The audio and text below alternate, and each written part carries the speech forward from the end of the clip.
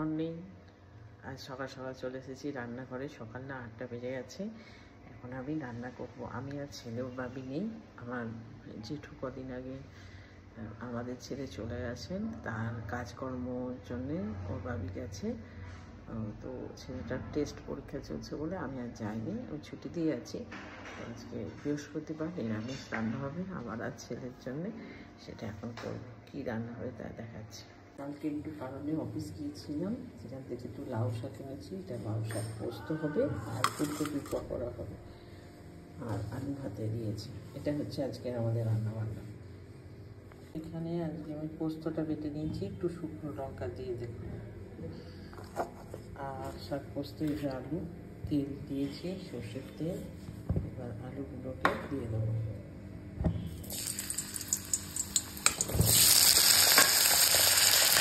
তবে আমরা এই শাক পোস্ত খাচ্ছি। আলুগুলো ভাজা হবে, তারপর শাকের ভাজাগুলো দেবো। তারপর আলু ভাজা হয়ে গেছে, এবার শাকের ডাঁটাগুলো দেবো।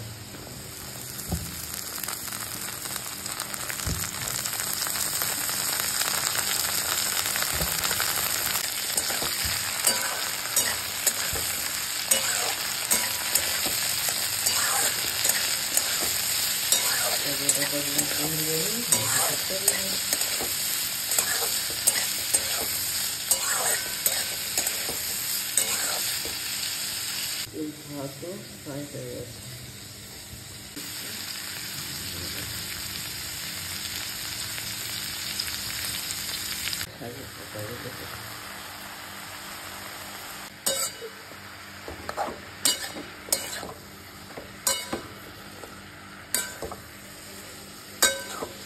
বানাবো হচ্ছে ফুলকপি পকোড়া আর বেগুন ভাজা। ফুলকপি 3টে ফুল নিয়েছি, একটু ছোটো ছোটো করে কেটে নুন হলুদ দিয়ে মাখিয়ে রাখবো। নুন হলুদ মাখিয়ে রেখে দিলাম, খাওয়ার সময় ভাজবো। সব সেদ্ধ হয়ে গেছে, এবার পোস্তটা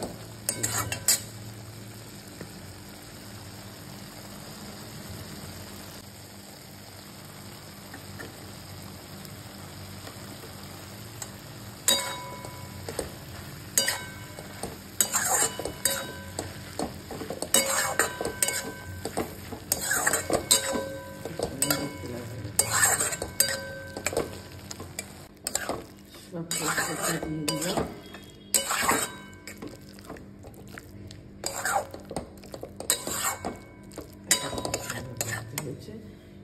এবার এর মধ্যে দেবো একটু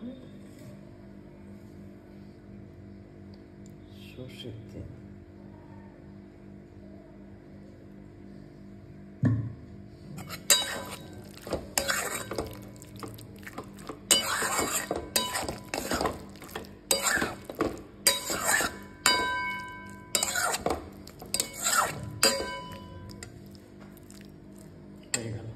রান্না হয়ে গেল, না অর্ধেক হয়েছে। এবার আজকে যেহেতু বৃহস্পতিবার, পুজো করে নিই, পুজো করে খাওয়া দাওয়া করে নিজের বাগান থেকে মর্নিং গ্লোরি ফুল তুলেছি। আর এবার ছাদে এসেছি। শীত ঠান্ডা পড়ছে কিন্তু কি রোদ। ঠাকুর ঘর পরিষ্কার করে রেখে দিয়ে গেছিলাম, ঠাকুরের বাসন ধুয়ে রেখে গেছিলাম। আর এই যে ছাদের সব ফুল কমপ্লিট করে তুলে নিয়ে এলাম। আর ঠাকুরের খাওয়ার জন্যে জল আমি কিন্তু ফিল্টারের জল দিই, যেহেতু আমরা ফিল্টারের জল খাই, সেই জন্য ঠাকুরের গ্লাসে এই ফিল্টারের জলই দিই। এসেছি, এবার তাহলে আমি পুজোটা সেরে নিই। আমার পুজো দেওয়া কমপ্লিট।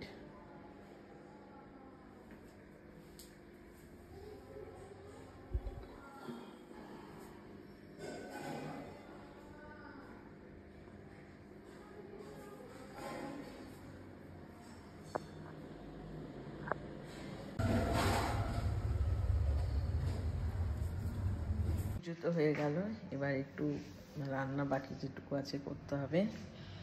ভাজা বেগুন, এই যে নুন হলুদ মাখানো আর ফুলকপিগুলো নেওয়া, সেগুলো একটু ভাজবো।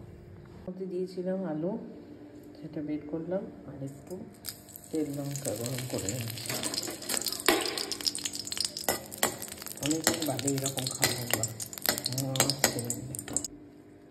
গরম আছে, একটু ঠান্ডা হোক তারপরে মাখবো। এগুলোকে ভেজে নেব, বেগুন আর কপি।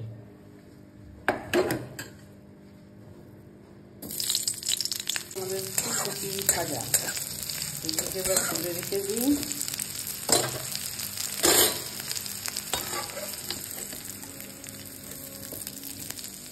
সেখানে সব রেডি হচ্ছে খাওয়া।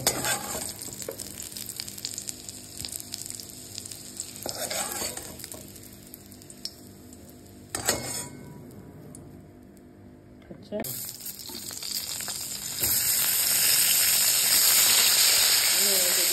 কপি কাটা ভাজা খাবো, বুঝিস? ঠিক আছে, আমাদের বেগুন ভাজাও হয়ে গেছে। এবার খাবার দাবার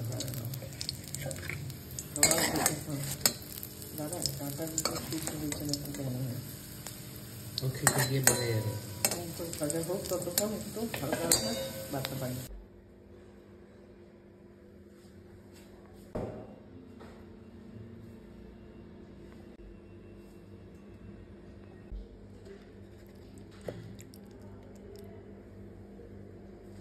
আবার নিয়ে বসে পড়লাম। দুপুরবেলা রেস্ট করার পর স্যার পড়াতে এসেছিলো, পড়লো। তারপরে এই যে এখন পাঁপড় ভাজা হয়েছে, খাবো। খেয়ে একটু ছাদে যাবো গাছ বসাতে। একটু মশলা পাঁপড়, এবার সরষের তেলে ভেজেছি, একটু হলুদ হলুদ হয়ে গেছে। তিন গাছ এনেছি, এই যে এখানে 4টে অ্যাস্টার, আর এখানে পিটুনিয়া হচ্ছে 10টা, বিভিন্ন কালারে। সবগুলোর দাম হচ্ছে 10 টাকা করে। এগুলো 10 টাকা, এগুলো 10 টাকা। এসেছি, দেখো ফুল গাছগুলো কদিন আগে বসালাম, কি সুন্দর বড় হয়ে গেছে। এখানে 15টা চন্দ্রমল্লিকা, 10টা গাঁদা আছে, ইনকা আছে। আর এই যে নাকচাপা গাছটা অর্ধেকটা বিশাল বড়, লম্বা হয়ে গেছিল, পড়ে যাচ্ছিল টবটা। এটা বড় টবে নিচেটা এরকম করে দিয়েছি, আর উপরটা এখন আছে, পরে বসাবো। আর ভেতরে আর বাইরের এক সমস্যায় পড়েছি।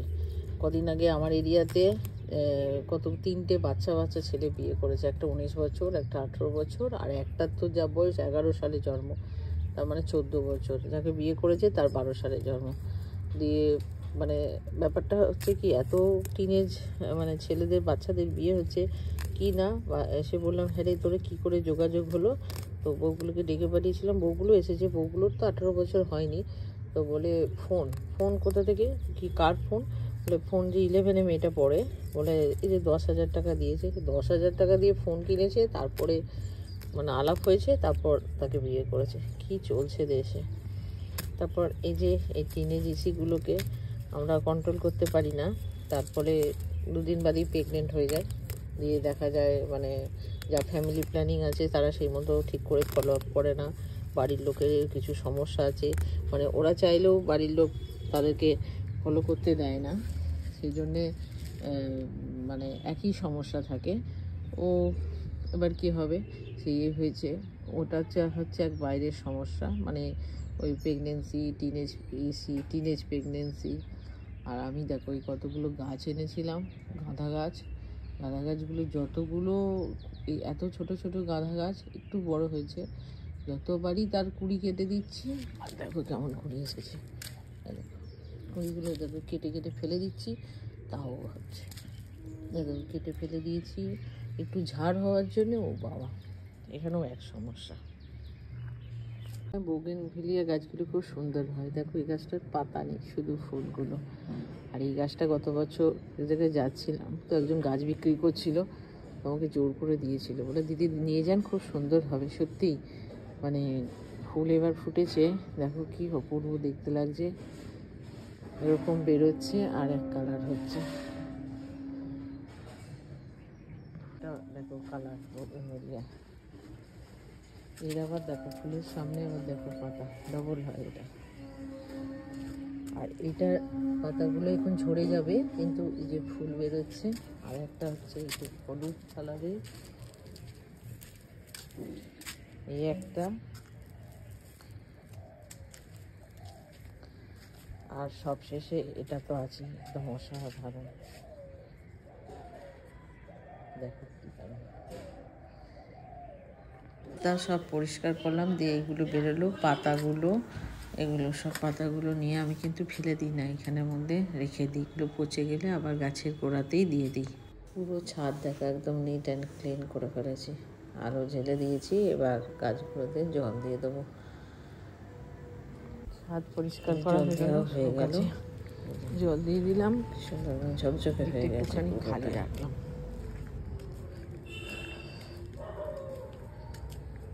এগুলো সব জবা গাছ আমার, তো শিউলি ফুলের গাছটা এবার কমে গেছে।